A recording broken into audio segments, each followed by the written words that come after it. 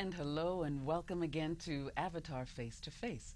My name is Kinch-Thomas, your host, and it is wonderful to have you with us today as we continue to explore all the wonderful arts and culture events and productions and artists that are in Westchester and beyond. And we want to welcome to the show today a director, actor, teacher. His name is Justin Emeka, and he is here from Ohio. We want to give him a New York welcome. Thank you. Hi, Justin. How are you? I'm doing wonderful. It's good to be here. It's wonderful to have you. It's wonderful to have you. We're going to talk about this fabulous production that you have in place right now in Harlem. I want to say that I saw it last night, and it was absolutely fabulous. Oh, good. I'm glad you enjoyed it. Congratulations. Thank you very Congratulations. But before we get to the production, we want to talk a little bit about you and your journey in theater. And I understand that you've been a director for a good part of the last 2 decades. Yes. But that wasn't your first entree Right. into theater. Right. Well, I was just, a very expressive child, and my mother, rest her soul, she had the foresight to take me to some acting classes, and she really was the first person who saw, a dramatic instinct in me, and started to nurture that at a young age, Okay. So from a young age, I would do anything. I would take a class, I'd audition for any play I could be in at school, in the community, I was very active. Okay. But when I got to about high school, I started to get a little frustrated with what I was getting called for, Okay. because I had the idea that I could do anything. Right. But, casting directors and theaters had different ideas, Okay. And so I started to get a little frustrated and feel like I want to have more control in what story is told or how the story is told. And then so after graduating from college, I started working in directing, and just kind of a natural evolution to the work that I was doing. Okay. So that way you were able to tell the story Yeah. and bring the elements to it that you felt were significant. Correct, because and it's not even so much, part of it is to tell what story, but also equally as important is how you tell a story, right? And that's what gets us into classical theater at Harlem, and the work that I'm doing even to today is really looking at the possibilities of how one can tell a story. There's a lot of different ways to tell a story, Right. and at the time when I was young, I felt like it was all kind of the same approach, it's the Okay. same approach. I feel like there's a whole other world of possibilities Right. in theater that aren't explored that I wanted to explore. Okay. Well, let me, on that note, as I was reading part of your bio, it said that you were committed to the intersection of artistic excellence and social justice. How does that manifest in your work? I think telling stories for me is inherently revolutionary as an African American in the country, Okay. because a lot of healing, a lot of development begins with telling stories. Okay. People cannot heal from anything they've experienced until they've spoke it. An Right. individual, you cannot move forward from anything that you experience until you've expressed it. Okay.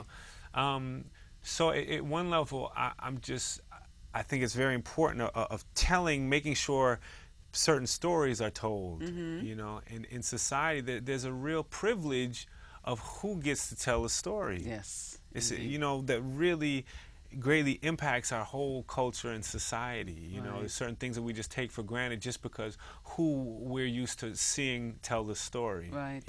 So it Okay. becomes, like I say, inherently revolutionary when black and brown people start telling their own stories. Yes. And Okay. shining light on experiences that have been deemed, unseeable for much. So we're looking at cultural visibility, and so often so many people are used to just existing in an invisible world, as Ralph Ellison Yes. talked about, the Exactly. invisible man, and it still continues, So again, I'm very interested and committed to expressing and exploring the diversity and the complexity of our nation. Okay. All right.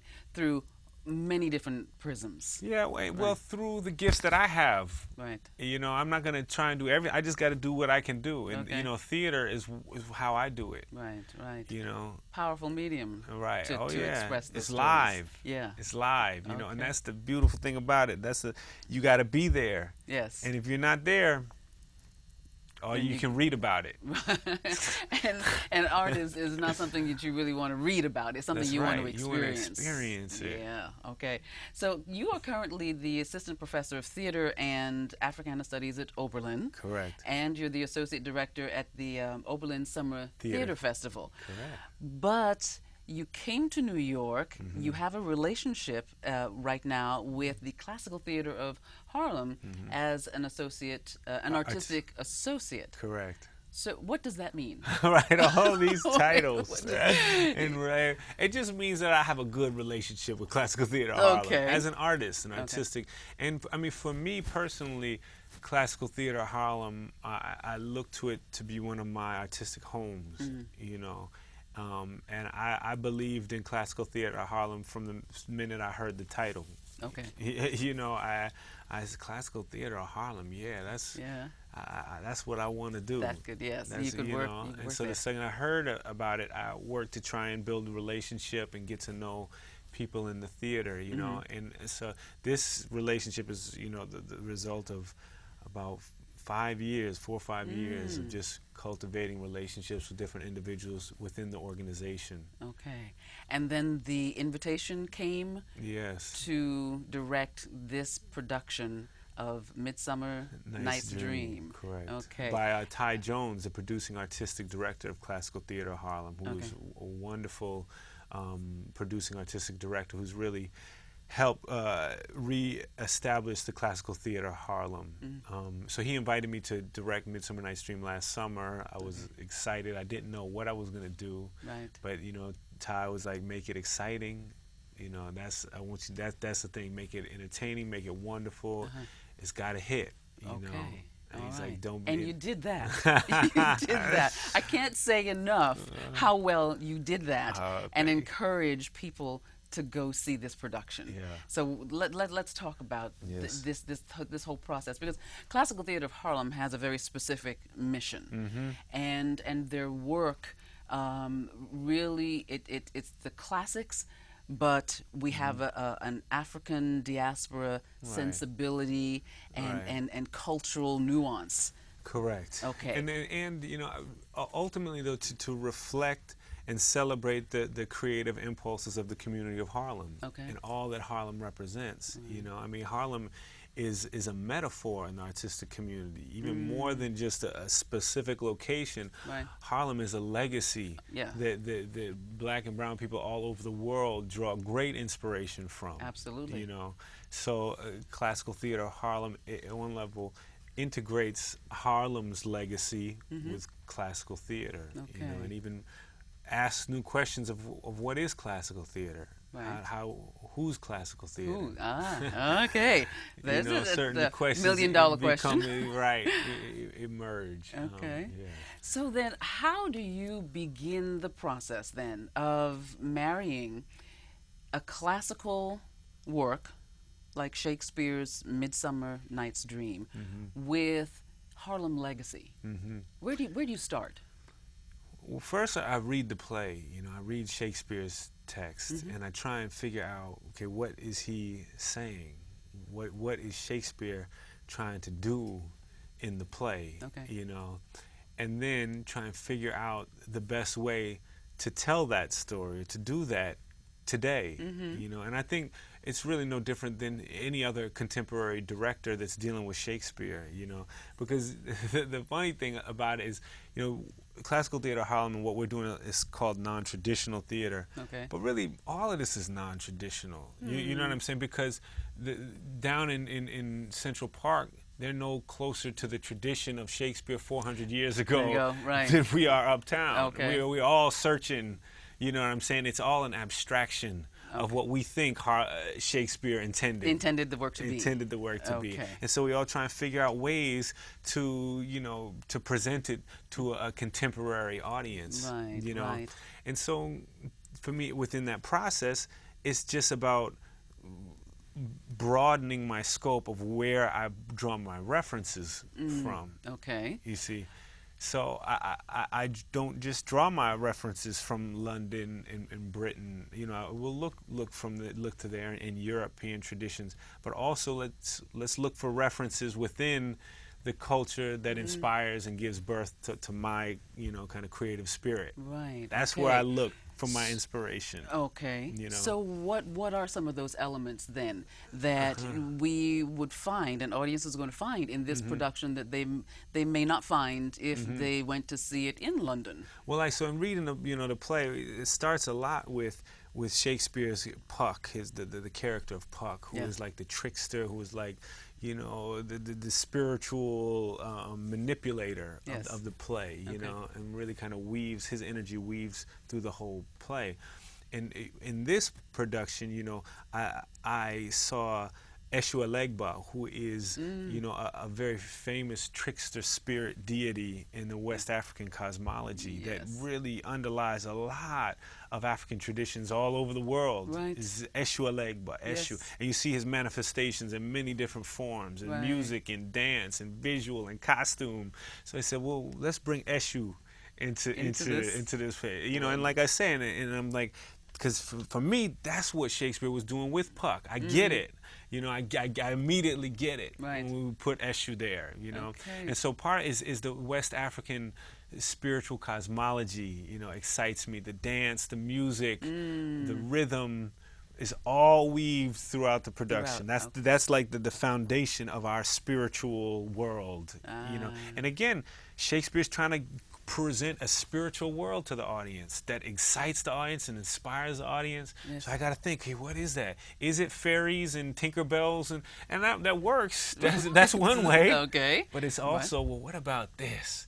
What about, you know, dancing fairies, you know, that are really reflected the spiritual tradition of the Yoruba. Right. You know, different things like that. And like I say, I get excited, the actors get excited, the audience get excited, then we're all excited. We're all excited, yes, and we were. The entire audience was excited last night, I must tell you. And you mentioned the actors, and I wanted to ask you about that, because many actors may come to a Shakespearean work with a particular mindset. Correct. They may have, you know, worked, been cast in Shakespearean works in other companies, other productions. When they come to something like this, then which is melding these two worlds together and bringing in a cultural element that they may not have. They're familiar with because it's part of their essence and who they are, but it has yet to have been put into a work like this. What's the initial response, and how do you work them through that? Right, because that was a real thing to navigate in the process early on, because I began the process really by inviting and encouraging the actors, telling them that I want these characters to come from a place within who they are, within their tradition, to speak in a tongue that comes from within their tradition, unapologetically. And, the actors, you could see, kind of perk up immediately, because that allows them to reach into certain bags that oftentimes when you come into classical theaters, you're kind of excluded from. There's certain kind of, I remember one director told me, kind of ethnic cleansing that feels like it has to happen for black and brown bodies to be in the room for classical theater. Wow, that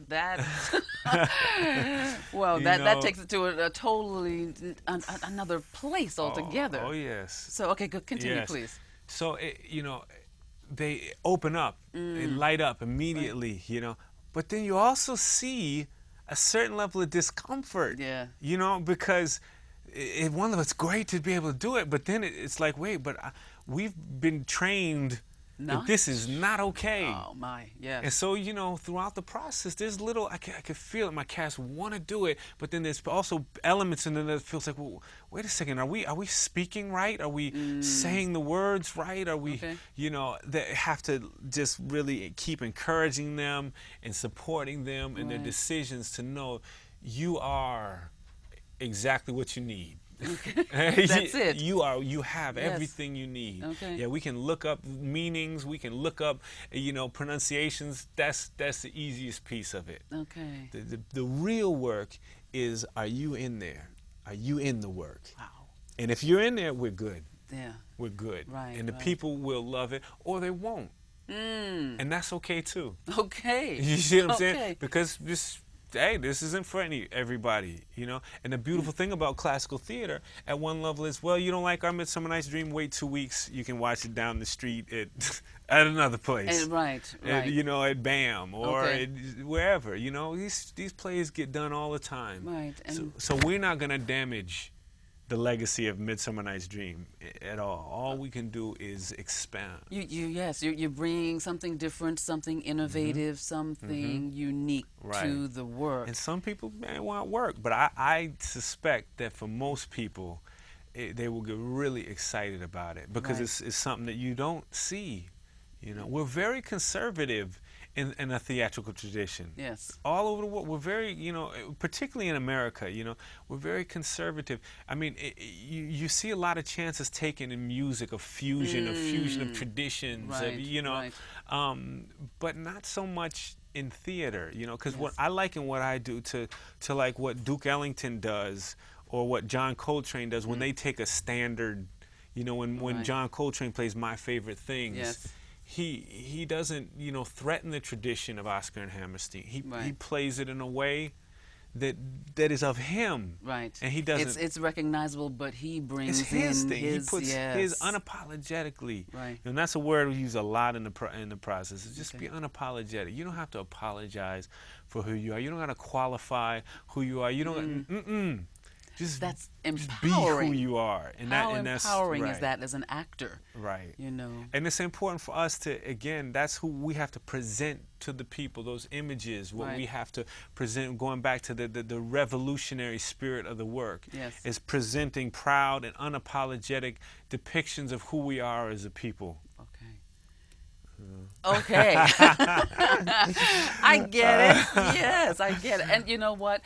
The audiences, from what I saw, they're getting it too. Right. And I want to ask you about the responses that you've gotten, because I know that from the Harlem community, Yes. you worked hard to connect with the Harlem community, and you wanted it to be a process where you were embracing the community, and you want the Right. community to embrace you, the actors, this production. What steps did you take Right. to help make that happen? Well, one, again, Ty Jones, the producing artistic director, did a wonderful job of just galvanizing the resources in the neighborhood to even support this effort. Okay. Classical Theater Harlem really laid a wonderful foundation to even get us this space in the community. Right. Then once we're getting there, we're performing in Marcus Garvey Park in a public space. Right. We have to negotiate the local community, Yeah. because the stage where we perform on literally is a home for, some who don't have homes or don't Okay. have other places to be, or when it's raining outside trying to stay dry. A little It's bit of shelter. covered. Yeah. So it was a real delicate negotiation. I didn't want to just come in like sweep and get out of here. We're doing Shakespeare. Yeah, You know what I'm saying? right, I don't want it to be this lofty thing, but a shared thing.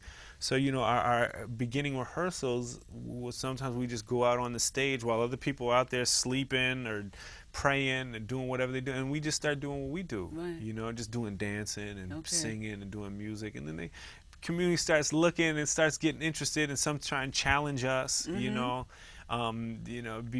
a nuisance, but we just talk to them, embrace them. We're going to do something, da-da-da.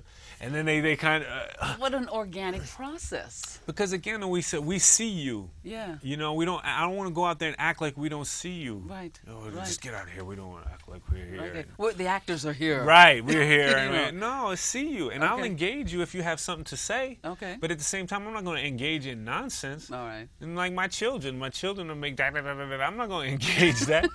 But if somebody comes and talks to me, then we talk to them, answer their questions, and the community did. They start, a lot having questions. When is this opening? What are you Right. doing? Oh, I get what you're doing. I get this. Yes. Yeah. And so it really was a wonderful evolution, revolution, and kind of community connection that we created, with our artists as a company. We grew together as a company, Right. but then also the neighborhood, around us grew with us, and that Okay. was a really special thing. That's beautiful because this is, as you said, an extended run. I Right, think one correct. of the first times that a production of this length has been done at Marcus Garvey Park. Right. So that introduction then is Right. going to allow this to take root, Correct. to become home. Right. So in they this become neighborhood. acclimated with our work, Right. and they start to anticipate, and look forward to the work that we're doing and know the rules. Right. Even right. what happened, because we just even let them know, hey, we're going to be here for the next 3 weeks or so, appreciate such and such. Right. Some people give us a hard time, but for the most part, by and large, they like it, because then again, once you see them and you are interacting, they feel connected too. To you, And right. they take pride in us being up there Okay. and sitting out, and they watch it every night because it's free. And that's another wonderful part. I mean, Yeah, to sit in this amphitheater, which has been renovated, Correct. and is really a beautiful place to experience a play like this, Right. and then to watch this all unfolding on the stage. The set is beautiful. The costumes are great. Great cast. And let me tell you, experiencing Shakespeare with elements of Caribbean culture and African culture, and then, just contemporary American, African American, every moment was like, oh, yes. It was great, Right, right. And I- the power, again, is they say about living theater, you got to come see it. Yeah. For the people. And we close July 30th, Okay. and then it's gone. That's it. And that's it. And that's the beauty and the curse of the theater is either you were there or you won't. Oh, There's right. no way to extend the run. Okay. So to speak, unless we were to give it another week, but we're in the parks and they got concerts And all kinds of things. so there's set, no so- extension here. Right. It's done. So So after get the there. 30th, it's done. Okay. So let's tell people exactly where it is and the dates and times. Correct. Until it's in Marcus Garvey Park in Harlem. Right.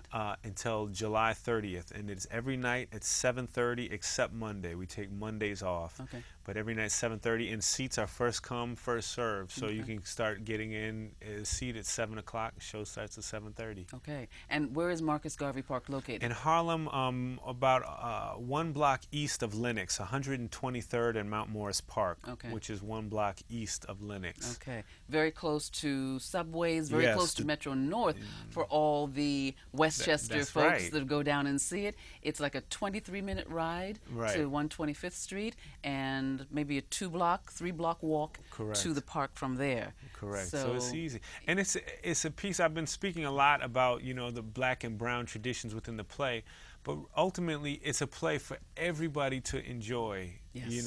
Because I feel like you reach the universal by being very specific, as Lorraine Hansberry once said. Okay. A lot of people think that in order to be universal, you have to be non-specific. But no, but by being specific, you actually make it accessible to everybody. Yes. Because people from all cultures and all traditions can say, "Oh, I get that. Right. I know that. I know Right. that feeling." Okay. So the specificity, I think all audiences, white, black, brown, young, old, male, female, appreciate the specificity and learn from it. From it, and, yes. Okay. enjoy it, appreciate So it. in that sense, talk a little bit about the themes that run through this production. Right. First of all, it's a comedy. Correct. And let me tell you, there are so many just laugh out loud, funny parts about this. Right. We were doubled over with Bottom in that death scene. Yeah. His death scene went on for like for forever, Yeah. but it was just fabulous. The over the top Right. and just it was Well, great. yeah, that part of the play, the mechanicals, I think for me, what I love about that moment in Shakespeare's plays, I feel like Shakespeare is making a comment on who gets to do theater and who gets to be seen doing theater. Okay. And he's revealing the dramatic impulses of the mechanicals, of the working class men and women who have no access to the stage, but in this moment, the Duke has said, you know what, I'll see you all.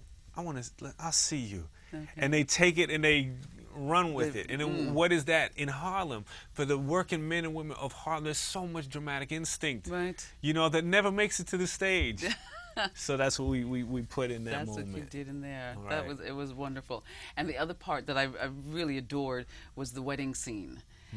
When all the couples now are coming together, and we must touch on the same sex. Oh yes, marriage. Another... Yeah, but let me just say that that moment when each one of the couples comes up and it's the Caribbean flavor and the dancing and that couple coming together, and then African and a little bit of Janet Jackson, was it? Yes. Yes. But why the same sex couple in there? Well, the play begins, one of the kind of catalytic moments of the play is a father coming in, and he's upset with his daughter because she wants to marry a man and he wants her to marry this other man. Okay. And he asked the Duke permission to kill his daughter because she won't marry the man that he wants her to. Okay. Right? So I feel like at one level that's kind of difficult for contemporary audiences to really understand why a father would be that upset. Well, at one point, in Shakespeare's times, they would understand it because there was more of a tradition of this, of right. how you respect the father and all. Right. So I wanted to see, well, what is it if this father is a traditional or conservative West Indian immigrant whose daughter wants to marry a woman? Yes.